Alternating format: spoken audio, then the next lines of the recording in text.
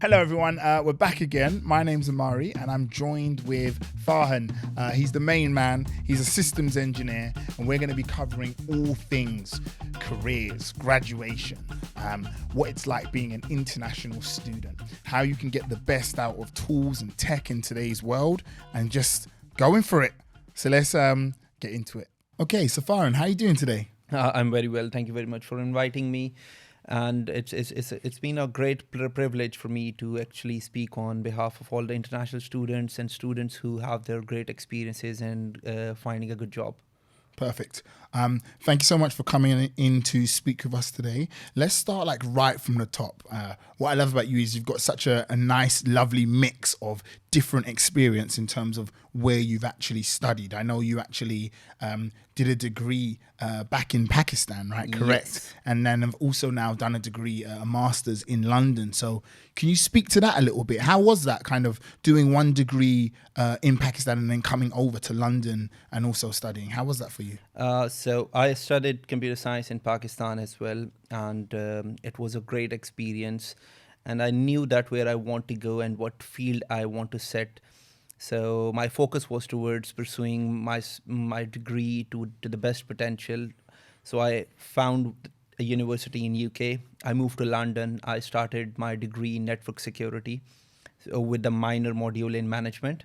So combining both management and computer science and security specifically led me to this position. So it was a great experience. I was majorly on generic domain when I was in my bachelor's.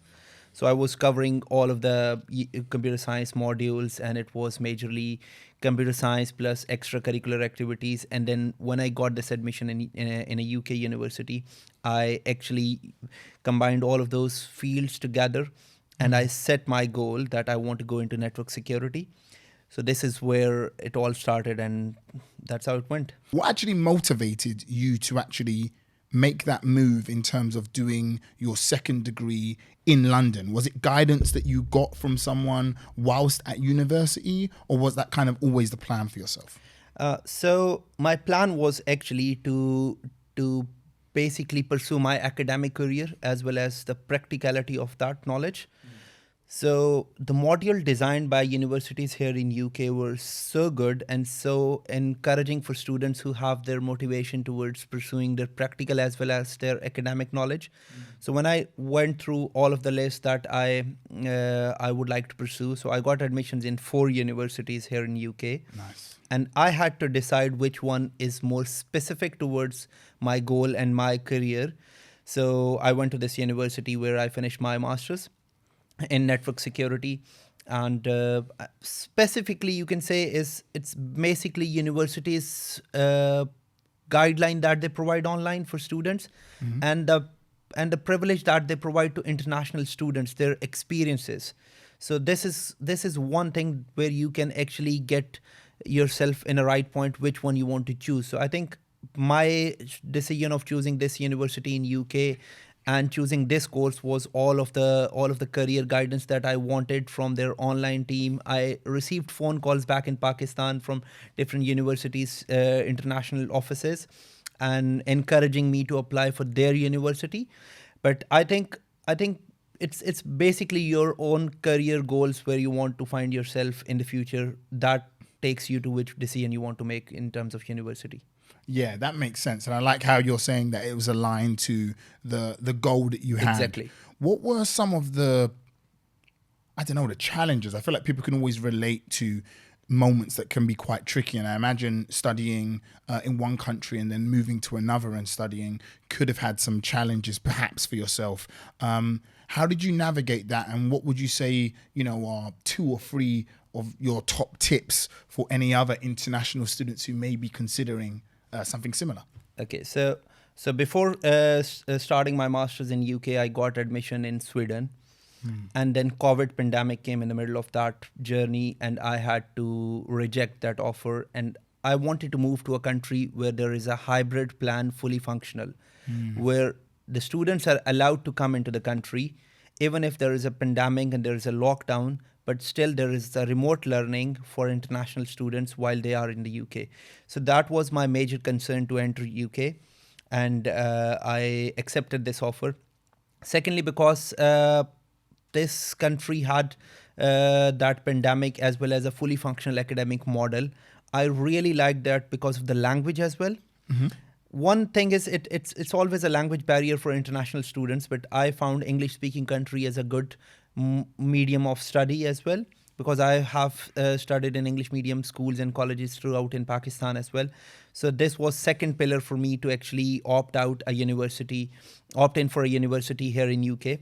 So these were two good points for me to actually decide where I want to go. But the challenges were when I came, it was a fully pandemic situation. I came in a situation when we were in lockdown state, and for around 6 months I had to study online.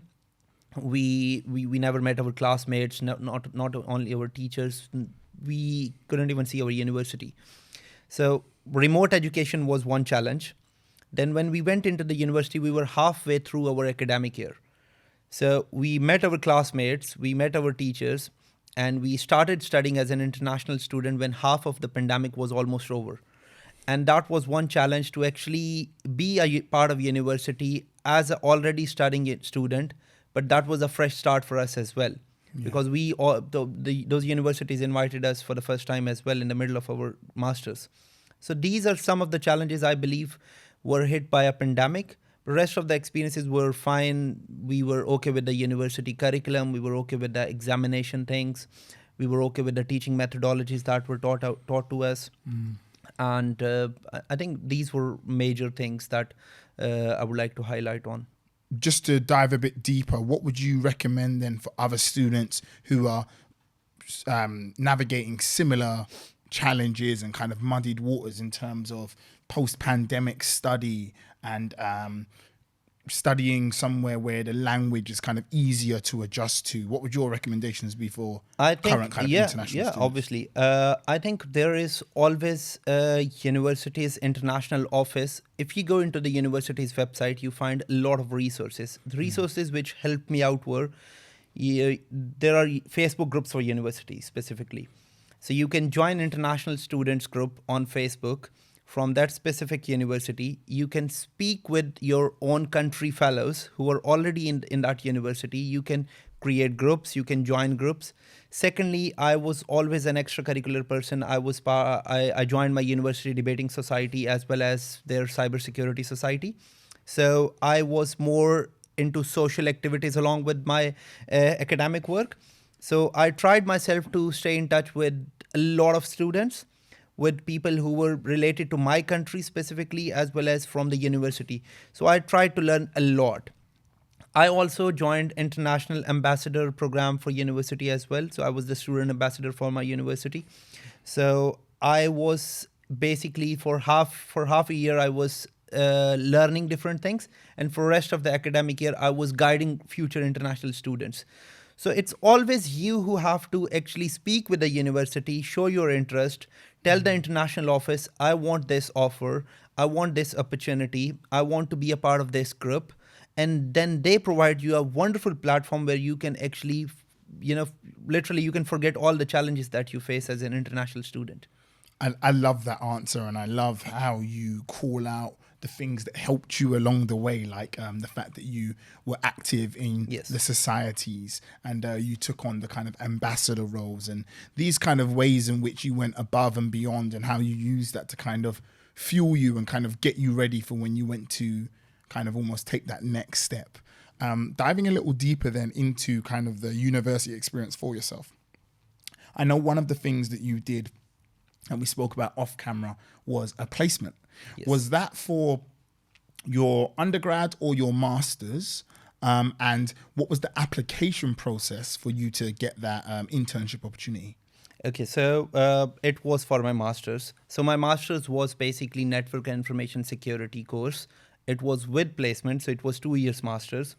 And I had a minor in management as well. So I started working at a company, and I was working for not related to my field work. So I had the connections over there as well.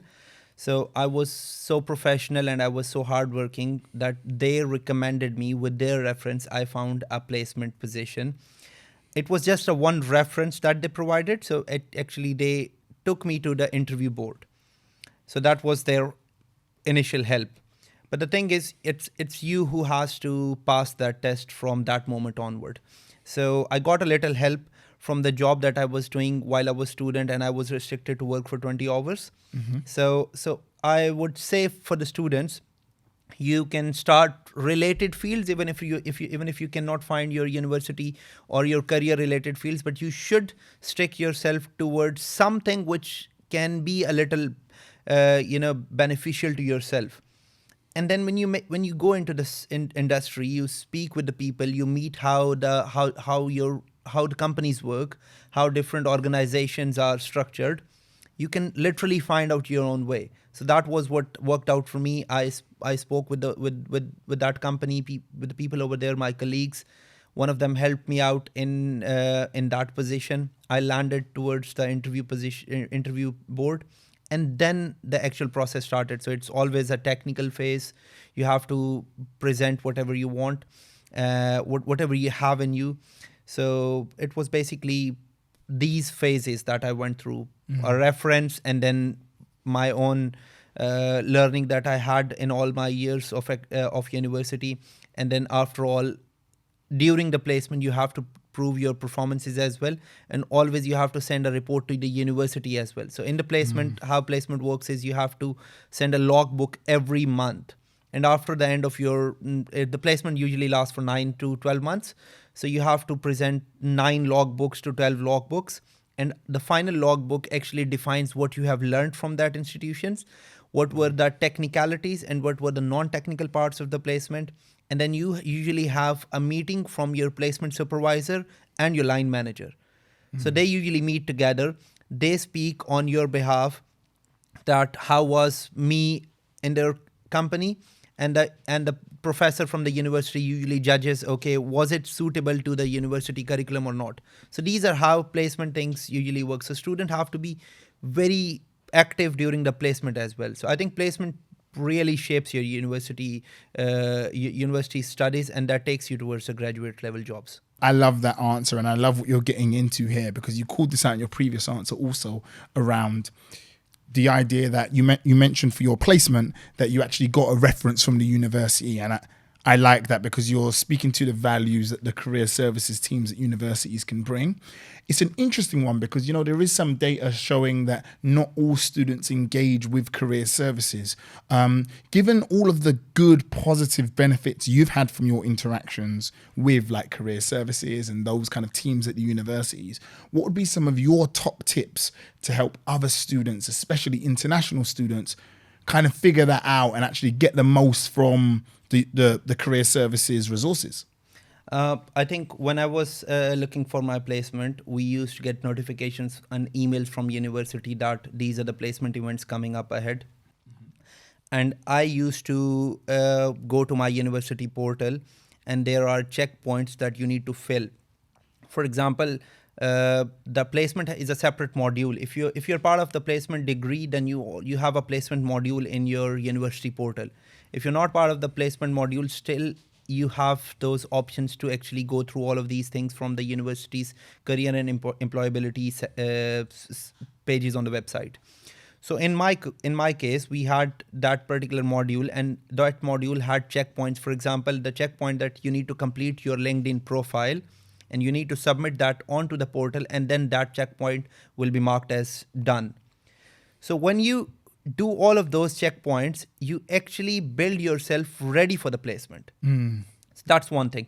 Secondly, you can always speak with the placement team, and they usually tells you, okay, this is an event coming up ahead next week where we are going to invite university's alumni, and university alumni are going to speak on behalf of their employer, and they're going to tell you how you can actually grab this opportunity. So I usually spoke with different placement teams, different members of the staff from my university, and I always asked what event is coming up ahead. So they used to tell me, okay, this is the event coming up ahead, this event is coming up next, this event is coming up next. Then I used to have in-person meeting with the staff members from career teams, and I used to present them my resume. Okay, this is my resume. I am not getting any job. What's the problem? So you usually meet with them, you tell them your problems. So it's like university is like your family. And career employability team are the people, I believe, who can actually support you in finding your right job, because you are an international student. You are in a country where you don't really know the market. You are a person who are living alone and can very easily be, demotivated by multiple rejections. You are a person who has traveled all across, and there are a lot of things relying on you. So a simple failure is something that you are not ready to take. So these are the things that students need to discuss with the university team. They need to speak with the employability team, placement team, careers team, and also alumni associations as well, and tell them, okay, this is what I want, and I'm ready to take all of the challenges. I am ready to accept these things. I know there are going to be rejections, but I would like to know what is going to happen at the end of the day. So they will actually help you with whatever best it is for you. If you will not go, still everybody has to go through rejections. Everyone is going to apply. There are going to be your high set goals where you will feel like you'll be applying for Fortune 500 companies and you'll be selected on the first day. It's not going to happen. You'll have multiple rejections. You'll have to speak with the university team. You'll have to find a way, and you'll have to be open about that, and then you can find a good placement opportunity and you'll be setting a good career goal. The main thing I took away from that answer was just the power and the value of being engaged. Yes. Just engaging with the university team, but staying engaged yourself throughout it all, despite any of the setbacks, as you touched on there. You're so good at providing the blueprint. So another thing I wanted to do was just spotlight another one of our conversations that we had off camera. You mentioned you've just secured a new role.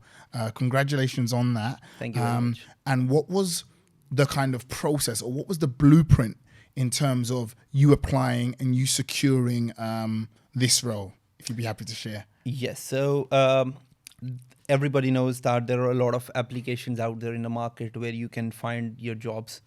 So I basically applied on every single application. I had my full-fledged e-profile on every platform, be it LinkedIn or any application. So I had my profile with every experience clearly mentioned over there. So there are two things I would like to highlight after this. So I had those profiles ready. I was more like sending it to almost every job that I found relevant to my experience.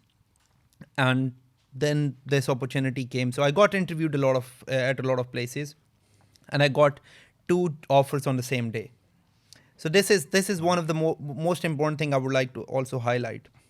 So when you go through these applications, those employers, your email and your resume circulates across the market. People reach you, they call you, and they actually invite you for the interview if you are shortlisted. So I got shortlisted. First was a phone call interview. Second was a technical interview. And third was again a technical interview. So there were one in-person interview where they actually ask you what kind of company you're working into, what technologies that you're using, what are your day-to-day activities, how big is the team, are you working in an agile environment or you're an independent person. So these are the answers that the employer want before they shortlist you.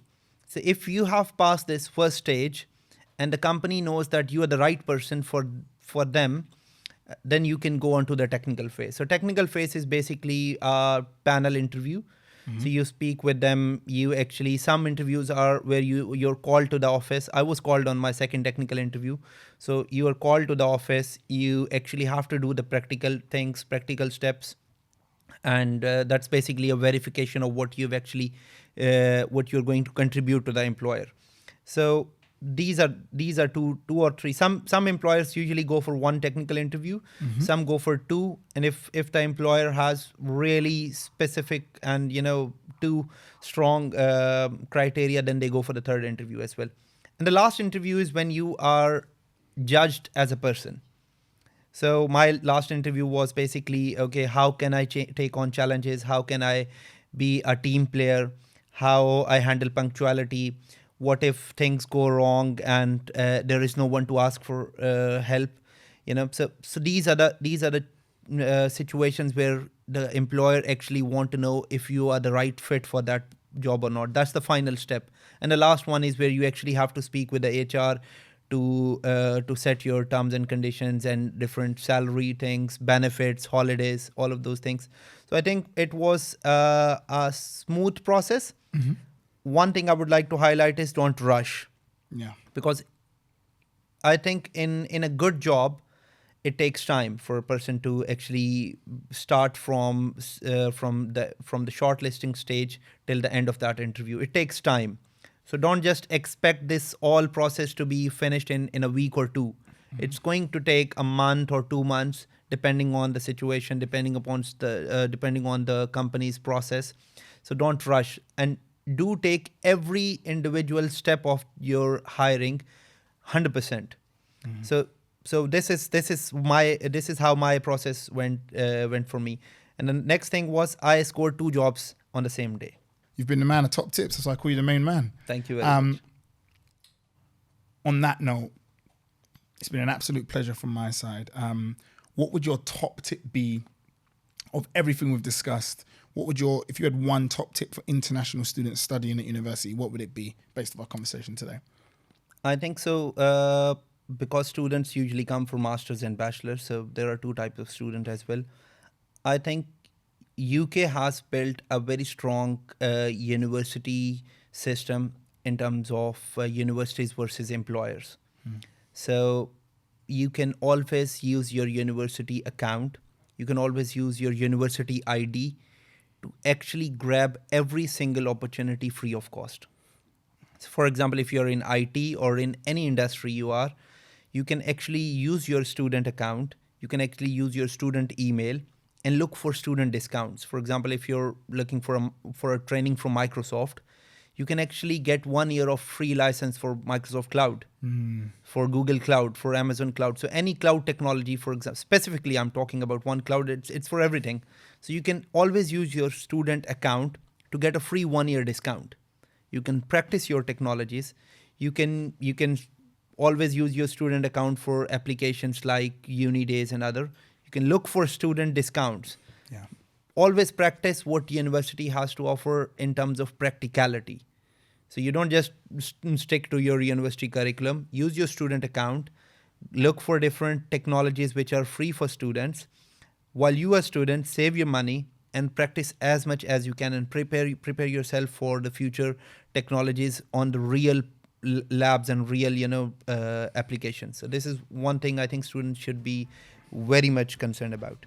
That's the top tip. I love that. I love the idea of trying to use your status as a student and that account to really give yourself opportunities to learn, which you've been talking about throughout the interview. Continue to learn and continue to kind of upskill yourself so that when you go to make that next step, you're ready. So it's been a pleasure.